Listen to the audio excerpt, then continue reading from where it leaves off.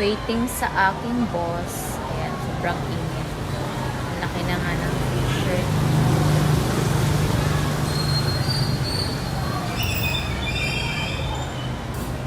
Basta pa yung hair. Naligo kami na walang ilaw. Grabing burn out.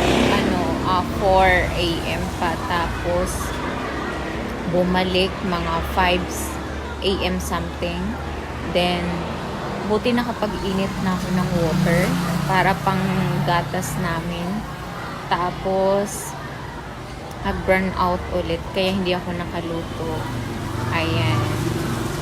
Buti na lang may bahaw. May kaning bahaw kami tira kagabi. Tapos, may pritong isda. Yun na lang kinain namin ng baby ko bago siya pumasok sa tutor. Kasi, kung wala talaga. Mag-biscuit na lang or tinapay.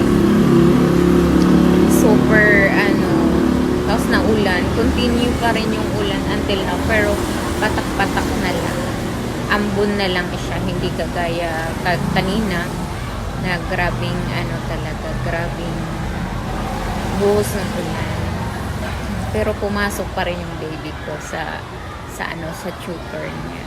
Ayan, ito. Naghihintay ako sa labas. Grabe, sobrang init. Mainit siya kahit na ulan. Ayan, pinapawisan tayo. Bumili tayo ng tinapay para pang snacks. Tapos, hindi na ako magluluto. Bumili na lang ako sa